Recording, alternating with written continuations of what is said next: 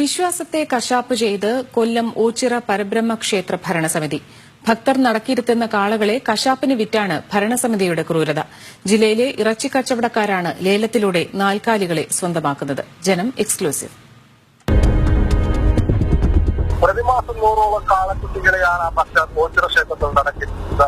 ഇതിനെ ഇറച്ചിക്കാർക്ക് വിൽക്കുന്നുവെന്നാണ് വിവരം. ഇത് സത്യമാണോ? നമുക്ക് അന്വേഷിക്കാം.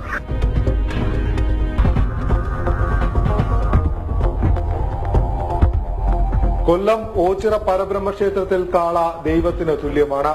അതുകൊണ്ട് തന്നെ വിശ്വാസികൾ ഭക്തിയോടെ പൂജിക്കുന്നു, ഭഗവാന് മുന്നിൽ നടക്കിരുത്തുന്നു. ആ വിശ്വാസത്തെയാണ് ക്ഷേത്ര ഭരണസമിതി ഇറച്ചി വിലയ്ക്ക് കച്ചവടം ചെയ്യുന്നത്. ലേലഹാളിൽ ഞങ്ങളെത്തുമ്പോൾ ഊഴവും കാത്ത മിണ്ടാ പ്രാണികൾ.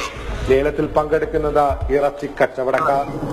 9,000 മാസങ്ങൾ മാത്രം പ്രായമായ 15ഓളം കാളക്കുട്ടികളെയും കാളകളെയും നിമിഷ നേരം കൊണ്ട് വിറ്റു. ദൈവത്തിന്റെ നടയിൽ നിന്ന് കശാപ്പുകാരുടെ വാഹനങ്ങളിൽ ഇറച്ചിവെട്ട് കേന്ദ്രങ്ങളിലേക്ക്. അവിടെ നിന്ന് ഇനി തീൻമേശയിൽ. എല്ലാ ആഴ്ചയും ഇവിടെ വിൽപ്പനയുണ്ടെന്ന് ഇടനിലക്കാരൻ.